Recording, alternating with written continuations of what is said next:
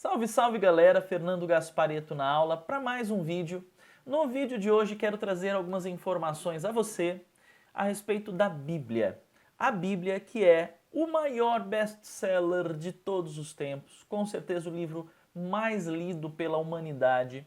E é um livro extremamente importante. Eu gostaria de traçar uma espécie de anatomia da Bíblia aqui neste vídeo para que você conheça. Se você não é uma pessoa que lê a Bíblia, você sabe que existe, conhece, vê nos filmes, talvez tenha uma em casa com uma espécie de objeto sagrado que afasta os maus olhados, porque tem gente que acredita nisso. Mas você de repente nunca pegou para ler a Bíblia, eu quero te incentivar a conhecer a Bíblia sim. E eu vou traçar essa anatomia e você vai conhecer um pouquinho e provavelmente vai ficar curioso para uma leitura mais amplificada ou para realmente ler a Bíblia e conhecer pela sua própria visão o porquê a Bíblia é considerada tão importante pela humanidade. Não apenas por aqueles que são cristãos ou por aqueles que têm a Bíblia como um livro sagrado, mas também do ponto de vista histórico, científico, etc. Bom, para quem não sabe, a Bíblia, o termo Bíblia, não existe dentro da própria Bíblia. É um termo que vem do latim e quer dizer livros. Por quê? Porque a Bíblia ela é composta por 66 livros que foram escritos por 40 autores diferentes e eles foram escritos ao longo de 1500 anos. Então, ao longo de 1500 anos você tem os livros, eles foram sendo escritos e aí depois eu vou falar para vocês como é que isso foi compilado, enfim. Eu, como uma pessoa cristã, eu tenho para mim a Bíblia como regra de vida, como palavra de Deus, como um livro sagrado também, o que me leva a considerar bastante e a ver na minha própria vida o significado que tem um dos livros da Bíblia chamado Hebreus, uma carta escrita para os hebreus no Novo Testamento. Em Hebreus 4, versículo 12 diz assim, ó: porque a palavra de Deus é viva e eficaz e mais penetrante que espada alguma de dois gumes e penetra até a divisão de alma, espírito, juntas e medulas, é apta para discernir pensamentos e intenções do coração. Eu acredito muito neste texto, neste versículo da Bíblia, porque eu tenho visto isso na minha própria vida. Eu já li a Bíblia algumas vezes, constantemente leio a Bíblia todos os dias, eu tenho uma prática de leitura, e é interessante que mesmo textos, capítulos que eu já li diversas vezes, toda vez que eu leio novamente, parece que alguma coisa destaca.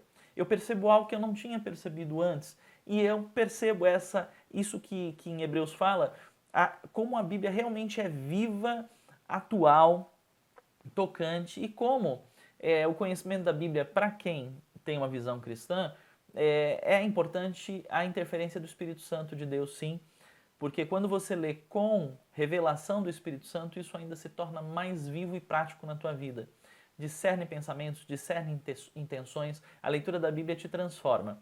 Isso já é uma visão mais peculiar e que é retratada nesse texto que eu citei. Mas vamos para algumas informações um pouco mais técnicas, né? A Bíblia em si, ela conta a história da humanidade, do mundo, desde a sua criação até o que será o final dos tempos, com as profecias que dizem respeito a como tudo vai acabar no mundo, a volta de Cristo, a um tempo de tribulação, coisas que irão acontecer, e o final contando como Cristo, como todo o povo de Deus vai reinar na terra com Cristo durante 1000 anos, enfim, mas isso é história para algum outro vídeo de repente, tá? Mas é assim, só para você ter uma noção da história. Eu sou professor de literatura, e eu posso dizer para você que a Bíblia pode ser considerado sim um livro literário. E algumas características que nós podemos citar em relação a isso. Você tem drama, dramaticidade, histórias emocionantes que são contadas na Bíblia. Você tem na Bíblia narrativa histórica. Então você tem textos escritos, muito bem escritos, com toda uma narrativa que fala sobre momentos da história e que, só para você identificar a veracidade da Bíblia, eu falo isso daqui a pouco, essas informações narrativas, boa parte delas você consegue identificar informações que batem com outros registros históricos, tradições de outras culturas, enfim. Então é um livro extremamente pertinente, com uma leitura interessante. É um livro que nos serve como instrução, porque você tem sabedoria neste livro, orientação específica sobre coisas, como levar a vida e tal. Eu particularmente sou um fã de Salomão, Provérbios de Salomão, Eclesiastes. Você tem ali princípios que se leva para a vida. Então, além do que, você tem poesia. Ah, poesia, Fernando. Cantares de Salomão é poético, salmos e cânticos que você tem ali são poéticos. Então é um livro que também traz para nós poesia. Então pode ser lido como literatura também. Além de ser considerado, como eu mesmo já citei para você, que eu tenho para mim que o livro, a Bíblia, esses livros são sagrados e também proféticos. Falei sobre isso porque se o livro fala sobre o que vai ser o final dos tempos, são profecias sobre algo que ainda não aconteceu. E é legal porque quem estuda a Bíblia sabe que você tem na própria Bíblia, que foi escrita ao longo de 1500 anos, profecias que você identifica, um momento em que ela foi escrita, uma profecia, um profeta disse e aquilo foi colocado por escrito, e você vê a comprovação das profecias que já foram cumpridas, e você também tem profecias que ainda não se cumpriram. Então é extremamente interessante desse ponto de vista. Podemos dizer que a Bíblia é um livro também sagrado, sagrado e profético. Por quê? Porque ele traz respostas espirituais para a humanidade e porque ele faz previsão sobre o futuro, ok? Óbvio, por isso sagrado e profético. Mas também a Bíblia pode ser considerada um livro de revelação. Que revelação, Fernando? A revelação de quem Deus é para os homens.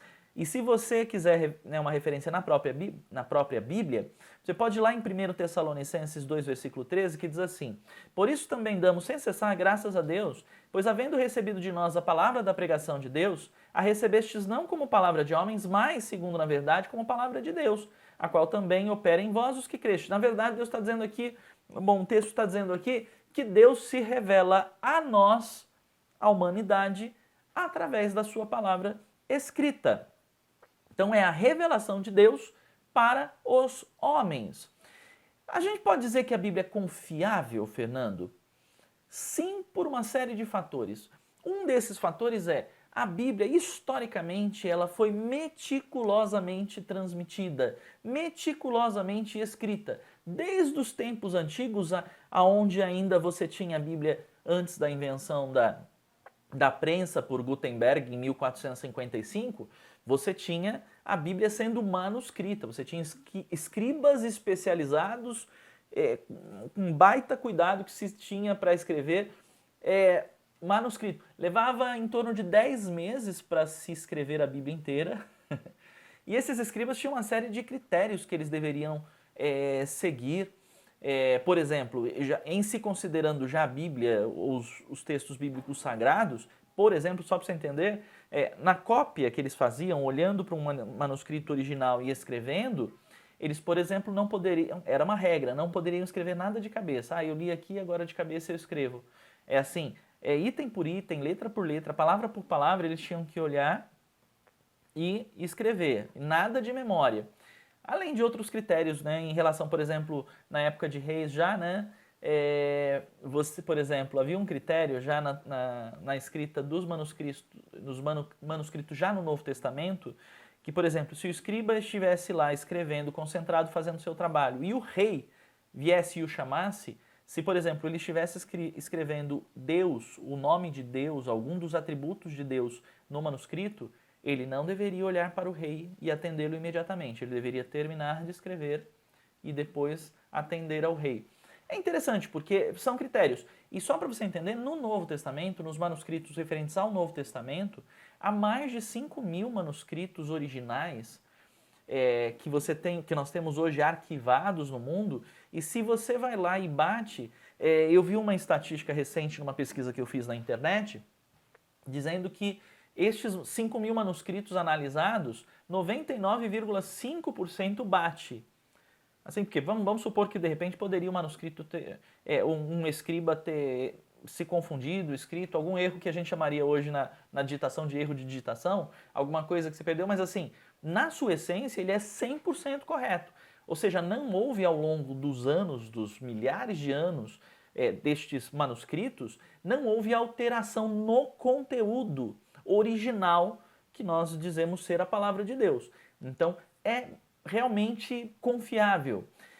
É correto? Gente, historicamente os dados batem. Então, tanto personagens que você tem na Bíblia, que existem outros registros históricos que batem, ou daquilo que é transmitido culturalmente através das tradições judaicas, por exemplo, e os eventos históricos que são contados na Bíblia, nós vemos a equivalência com outros dados. Então, é correto porque os personagens existiram, nós conseguimos bater isso com outros documentos, os eventos históricos estão de acordo, não é um livro de absurdos científicos ou que traz nada, e o que você tem de ciência ali é racional, é lógico e se confirma e bate com dados que foram até mesmo a ser descobertos depois por cientistas mais modernos.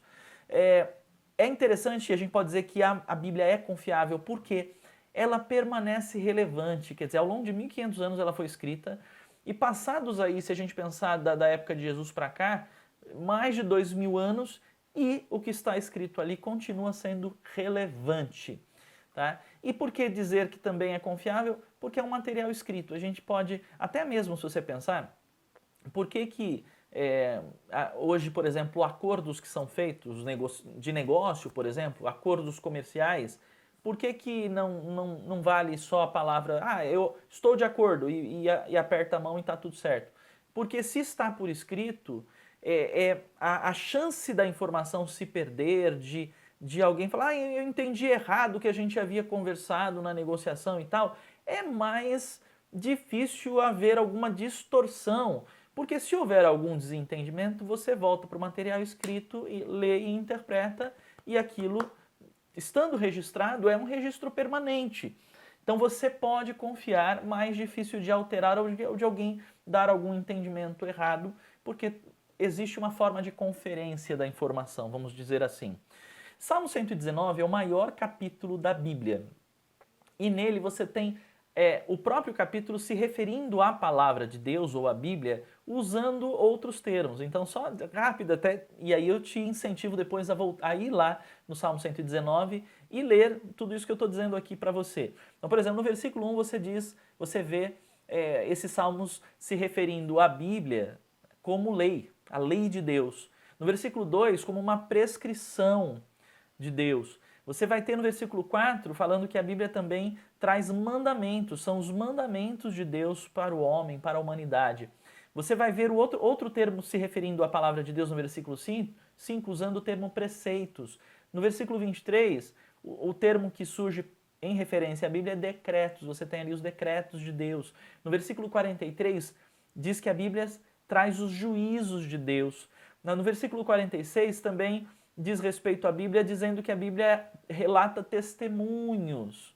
Você tem no versículo que para mim eu acho que eu creio que eu gosto muito do Salmo 119, mas o versículo 105 é um versículo que foi transformado em música pela Amy Grant e tem algumas pessoas que escreveram textos mais amplos falando sobre isso, que é aquele que diz que lâmpada para os meus pés é a tua palavra. Então você tem um termo palavra aqui. Então, Salmo 119, vá para a Bíblia depois, dá uma lida e você vai ver estes termos todos que são citados no Salmo 119 e se referem à Bíblia, como palavra, como princípio, como juízo, enfim. Três elos que a gente pode dizer que ligam Deus a nós através da Bíblia. Então, um dos textos mais conhecidos, quando a gente fala assim, a Bíblia realmente deve ser considerada a palavra de Deus para nós? Ela foi inspirada por Deus. Nós podemos ver isso na carta de Paulo a Timóteo, no segundo a Timóteo, capítulo 3, versículo 16. Leia aí um dos textos mais utilizados quando se fala sobre a Bíblia ter sido inspirada, que fala que a Bíblia foi inspirada por Deus para correção, ensino e para que a humanidade andasse na justiça, tendo como referência a palavra inspirada por Deus para trazer esse tipo de benefício para a humanidade. Então, podemos dizer que a Bíblia pode ser ligada, é uma ligação, é uma forma de nos conectar com Deus, porque a Bíblia foi escrita e inspirada por Deus. O termo que talvez seja mais interessante técnico para quem é um mero estudioso da Bíblia é a questão da canonicidade da Bíblia. O cânon vem de cana, de junco, que era a forma de se medir alguma coisa nos tempos antigos. E aí, existem, aí você pode pesquisar com mais profundidade, que num período foram estabelecidos alguns concílios, foram feitos alguns concílios, reunião de pessoas religiosas e cultas e que levaram em consideração, quer dizer, se reuniram para fazer uma espécie de avaliação e verificar se realmente a Bíblia era um livro sagrado, se realmente era um livro que dizia respeito à palavra de Deus para a humanidade. E aí a gente diz em respeito a isso que eles definiram esse concílio, ou alguns concílios que houveram, definiram se realmente havia canonicidade, ou seja, se realmente a Bíblia era isso que eles queriam ser. Num processo de reconhecer se a Bíblia realmente foi inspirada por Deus. E aí só para você ter uma noção, quais foram as perguntinhas que foram feitas, avaliadas e colocadas em pauta nesses concílios? O que está escrito na Bíblia fala com autoridade divina? Primeira pergunta. Os homens de Deus que escreveram a Bíblia podem ser considerados realmente homens de Deus ou profetas de Deus? É possível reconhecer no que está escrito o selo autêntico de Deus, a marca de Deus naquilo que foi escrito? A quarta perguntinha. Essa palavra que foi escrita, ela causa poder, ela tem força e causa realmente um impacto a ponto de a gente dizer realmente foi inspirado por Deus? E o último item, o povo aceita? Quer dizer, a partir da pregação dessa palavra, a partir da divulgação, o povo aceita também isto como palavra de Deus? A partir destes itens avaliados, foi esse o processo de tornar a Bíblia válida como palavra de Deus, ou reconhecida como palavra de Deus pela igreja, por homens de Deus, por pessoas nestes concílios. Então, isso foi um processo meticuloso e que nos traz uma certeza, uma convicção de que os livros que estão ali na Bíblia selecionados realmente são livros sagrados e realmente são a palavra de Deus para nós. E a própria transmissão da palavra de Deus, né, que é reconhecida a partir do 4º século depois de Cristo, tá? E a exatidão da transmissão, como eu já falei anteriormente, dos manuscritos, o cuidado na transmissão de tudo isso, enfim. Já que tocamos nesse aspecto de transmissão, eu gostaria de trazer algumas informações importantes para você, por exemplo, sobre a língua original da Bíblia. Para quem não sabe, a Bíblia foi escrita em hebraico, acho que 2 ou 3 livros que foram escritos em aramaico, mas assim, a Bíblia basicamente é hebraico Antigo Testamento e grego Novo Testamento. E eu entendo, quem estuda a Bíblia entende que não foi por acaso que essas foram as línguas escolhidas, entendendo que Deus traz a sua palavra para nós, Deus escolheu para nos trazer. O hebraico é a língua do Antigo Testamento, foi escrito no Antigo Testamento, ela é uma língua precisa, quem estuda um pouquinho do hebraico sabe que ela é pictorial, então ela tem uma amplitude de significados impressionante e ela é uma língua muito pessoal. Então, e para o Antigo Testamento como figura do que viria depois, como informações que depois são sombra do que iriam acontecer depois e que se combinam com aquilo que é trazido no Novo Testamento, o hebraico é fantástico nesse sentido e é uma língua que, pensando porque você tem ali a transmissão de informações importantes, de personagens importantes, históricos, né, para nós, de homens de Deus, você vê que como língua biográfica é a língua ideal. Então não é por acaso que nós temos aí os textos do Antigo Testamento escritos em hebraico. O grego, na época do Novo Testamento já, e é interessante porque nós temos aí, eu vou falar daqui a pouco sobre as traduções da Bíblia, mas o grego, na época em que Jesus estava aqui, e os relatos desse período você tem no Novo Testamento, era a língua comum, era a língua mais falada na época. Então, por isso, claro, se eu quero que, né, se a intenção é que a palavra de Deus, a Bíblia, aquela informação escrita chegue a mais pessoas, se ela foi escrita na língua que a maioria fala, isso vai ter uma força de divulgação muito maior. Tá? Então era a língua mundialmente falada. É considerada uma língua intelectual. Até hoje, Se você estuda um pouco de história, você vai ver que quando a gente fala de algo lógico, racional, etc., nós vamos nos remeter aos filósofos gregos, aos pensadores gregos, Aristóteles, Platão, Sócrates e muitos outros. Então, o que nos leva a entender que a fé que a Bíblia fala é uma fé racional e razoável. Olha que interessante isso. Então, por isso a importância do grego aqui também. Agora, já caminhando para o finalzinho dessa nossa aula, a Bíblia, para nós, ela chega traduzida. Eu estou falando com você em português, eu sou brasileiro. Essa informação chega para nós traduzida. Nós falamos que a transmissão da Bíblia foi cuidadosa, etc, etc, etc. Mas não corremos riscos de, no próprio processo de tradução, de ter erros? Sim, e eu entendo que até hoje há textos bíblicos que não foram ainda exatamente melhor traduzidos, apesar de que hoje é mais difícil, porque você tem várias versões diversas, cuidadosas e trazendo até a simplificação da linguagem para um melhor entendimento. Mas vamos ver historicamente como é que funcionou esse processo? A língua original é hebraico o grego, né? Agora, qual foi a primeira tradução da Bíblia?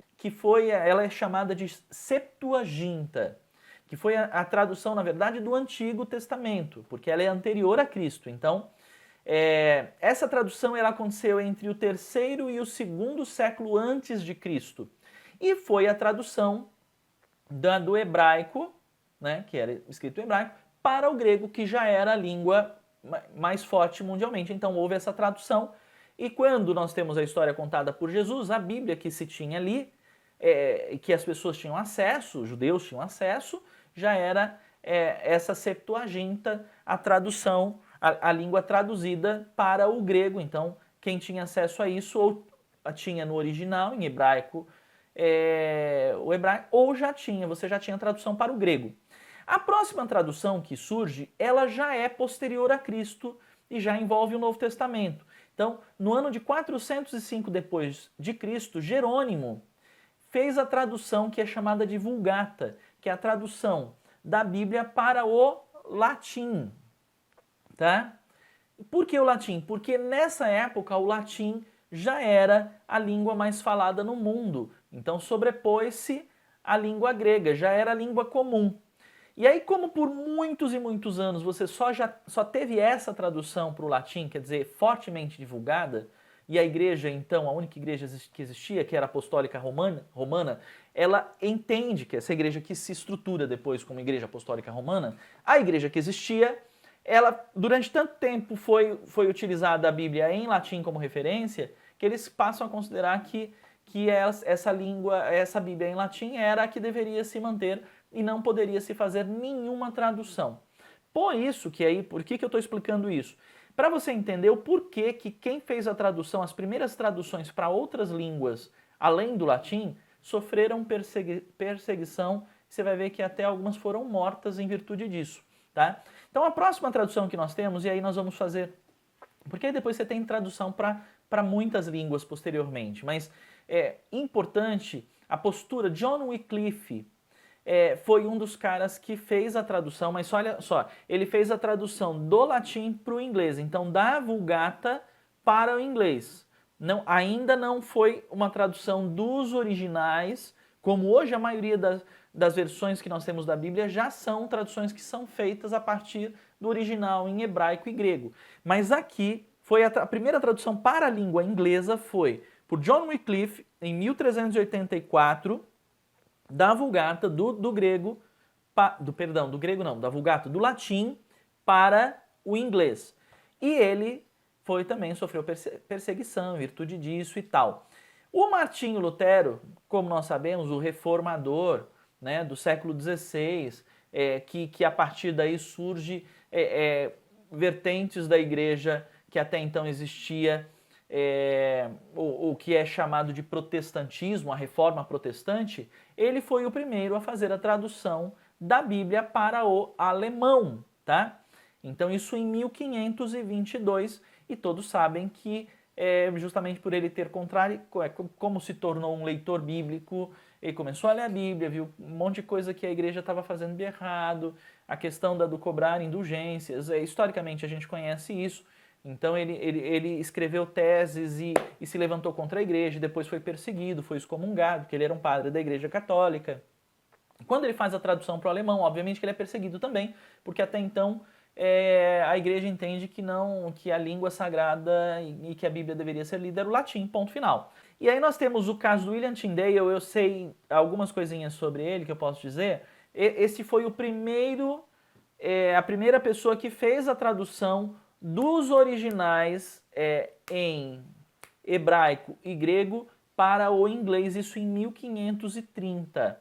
Mas William Tyndale foi perseguido, muitas das traduções que ele fez, ou dos manuscritos com a tradução para o inglês, foram queimados na época quando recolhidos, e ele próprio foi queimado também, vivo, em virtude como um herege por ter feito essa tradução. Há uma versão em inglês também que é muito conhecida, que é chamada de a versão King James. Que versão é essa? É a versão do rei James, do rei Tiago, que foi rei da Inglaterra. E nessa época ele considerou importante e aceitou que a Bíblia realmente, a tradução do latim para o inglês, ou do original para o inglês, era válida, era uma opção válida, mas para que houvesse uma versão autorizada pelo rei, ele selecionou 47 pessoas, 47 especialistas para fazer uma revisão dos manuscritos, das traduções, etc. E em 1600, deixa eu verificar só, 1611 foi publicada uma versão autorizada pelo rei com essa revisão dos 47 especialistas em inglês, que é considerada e é utilizada até hoje. Ok? Só para você entender o desenvolvimento histórico de tudo isso.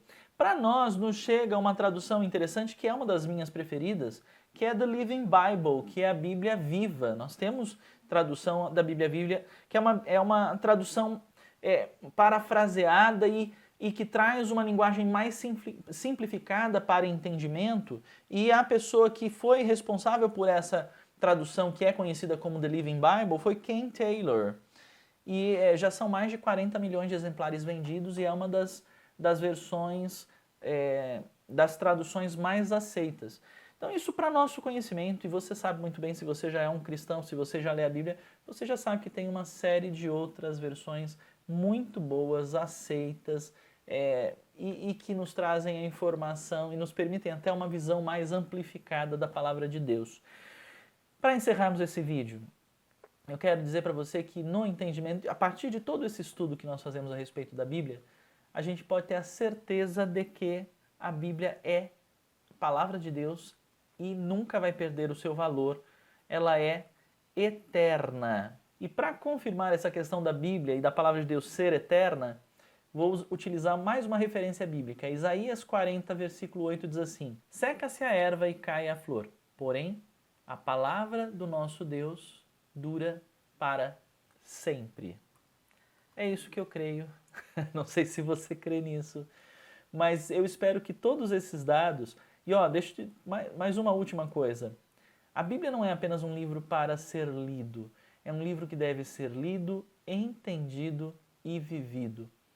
Porque eu sou prova viva disso, e eu conheço muita gente que baseou, pessoas que já inclusive já deixaram esta terra, pessoas, homens de fé, homens de coragem, homens ousados, pessoas relevantes, pessoas que fizeram a diferença na nossa sociedade ou no mundo historicamente, e pessoas que viveram suas vidas baseadas na Bíblia. E pessoas que leram, entenderam e colocaram em prática aquilo que a Bíblia ensina, aquilo que a Bíblia transmite como princípios eternos. Então, eu aconselho você a partir desse estudo curioso sobre a Bíblia, a se aprofundar. A não apenas ficar com essa informação que eu passei a você, mas agora a mergulhar nas páginas da Bíblia. Escolha a versão que você preferir, escolha uma versão simplificada se você tem dificuldade com leitura, mas deixe Deus falar com você através desta palavra e tenha a sua vida transformada. Adote os princípios e veja como estes princípios que a Bíblia transmite são práticos e trazem para a nossa vida bênçãos, vitórias, muito sucesso. Josué 1,8 fala a respeito disso, ser forte e corajoso e meditar na palavra de Deus de dia e de noite, porque isso nos garantiria sucesso, que nós seríamos bem-sucedidos na vida. É um livro. Eu sei que existem muitos livros hoje em dia que falam a respeito de sucesso, né? Livros de autoajuda e tal, mas vou dizer, um livro mais completo que eu conheço de autoajuda e que nos ensina a ter sucesso e a sermos felizes e alcançarmos realmente o melhor na nossa vida, não aqui na Terra, mas na nossa vida no além. Quem é cristão, e a Bíblia fala sobre isso, crê numa vida após a morte, crê numa vida eterna e numa vida de relacionamento com Deus. E através da Bíblia, você vai ser conectado com Deus e passar a ter um relacionamento com Deus. Ele fala com você através da palavra e você vai falar com ele e ele vai te dar as respostas que você precisa na sua vida. Então, fica aí a dica, fica o incentivo. Um beijo no seu coração, Deus te abençoe. Se tiver dúvidas, mande aqui pra gente nos nossos comentários, ou se quiser me manda um WhatsApp. Eu estou deixando um direct no Instagram, estou deixando todos os meus contatos na descrição deste vídeo. Então, conte comigo para juntos estudarmos a Bíblia e conhecermos mais a respeito de Deus e de sua palavra. Até o próximo vídeo.